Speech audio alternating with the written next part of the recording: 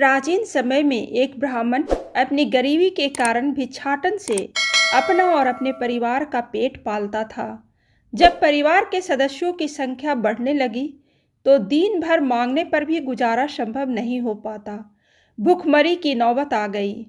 किसी ने उन्हें बताया कि समुद्र देवता यदि प्रसन्न हो जाएं तो उसकी गरीबी दूर हो जाएगी।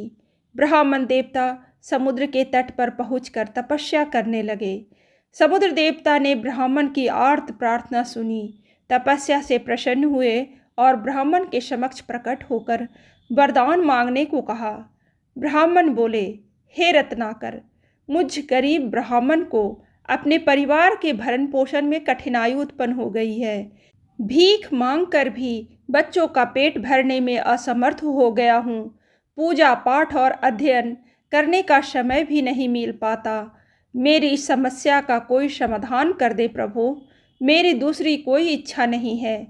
समुद्र ने ब्राह्मण को एक शंख देकर बताया, रोज स्नान आदि करने के बाद पूजा पाठ से निवृत्त होकर पवित्र मन से जो भी इस शंख से मांगोगे वह फौरन उपलब्ध हो जाएगा। इसे ले जाओ और अपनी आवश्यकता की वस्तुएं इससे प्राप्त कर लेना।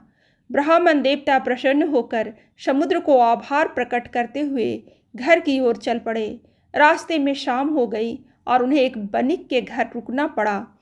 सायंकाल भोजन के लिए ब्राह्मण ने वह अद्भुत शंख बाहर निकाला, स्नान करके उसकी पूजा की और उसे भोजन प्रदान करने की प्रार्थना की। तत्काल ब्राह्मण के समक्ष स्वादिष्ट व्यंजनों की थाल आ गया। अपने मेजबान बनिक के परिवार के लिए भी भोजन की आपूर्ति ब्राह्मण ने उसी शंख के माध्यम से कर दी। चमत्कृत बनिक ने पूछा तो ब्राह्मण ने पूरी कहानी उसे सुना दी और निश्चिंत होकर सो गया। यह सब देखकर लालची बनिक के मन में लोभ का संचार हो गया। उसने रात में सो रहे ब्राह्मण की पोटली से शंख चुराकर दूसरा साधारण शंख रख दिया। ब्राह्मण ने घर जाने की जल्दी में भोर में ही अपनी यात्रा प्रारंभ कर दी। घर पहुंचकर कई दिनों से भूखी पत्नी और बच्चों को ढाढ़स बंधाया और झट स्नान करके पूजा पर बैठ गए।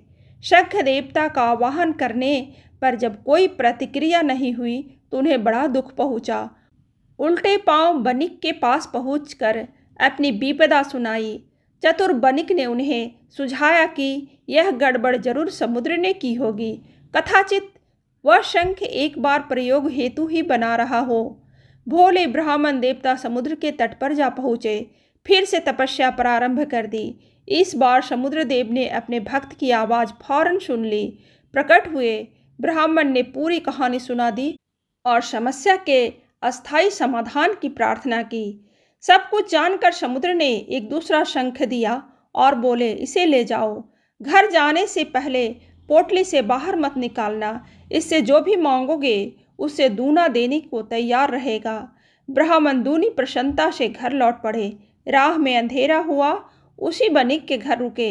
लालची बनिक तो प्रतीक्षा में था ही, खूब सत्कार किया और हाल पूछा। ब्राह्मण ने पूरी बात बताई और यह भी बता दिया कि दूसरा शंख घर ही जाकर बाहर निकालेगा। दूना देने की बात भी बता डाली। लोभी बनिक रात में जागता रहा। ब्राह्मण के सो जाने के बाद उसने पोटली से शंख निकाला और उसके स्थान पर पहले वाला शंख रख दिया। ब्राह्मण देवता सवेरे मुंह अंधेरे उठकर अपने घर के लिए प्रस्थान कर गए। बनिक ने अगले दिन जल्दी जल्दी स्नान करके नया शंख निकाला और पूजनोपरांत अपनी इच्छित वस्तुओं की लंबी फेहरिस्त पढ़नी शुरू कर दी। महल जैसा मकान दे। शंख से आवाज आई, एक नहीं दो ले लो। बनिक प्रसन्न होकर मांगने लगा, अप्सरा जैसी पत्नी दे। फिर आवाज आई, एक नहीं दो ले लो। सर्वगुण संपन्न पुत्र दें।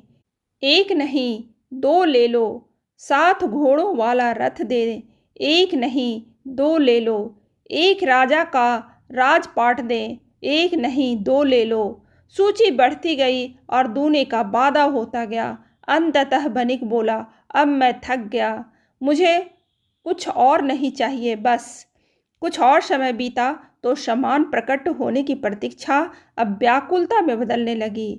परेशान होकर बनिक ने शंख से पूछा, आप कैसे दाता हैं जी? पहले वाले शंख ने तो जो भी मांगो तुरंत दे दिया था।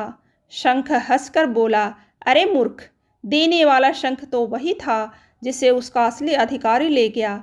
मैं तो बोलता भर हूँ। अहम डपोर शंखणम बदामी च ददामी न। कहानी अच्छी लगे तो लाइक जरूर करें और ऐसी ही कहानी सुनने के लिए सब्सक्राइब बटन दबाइए।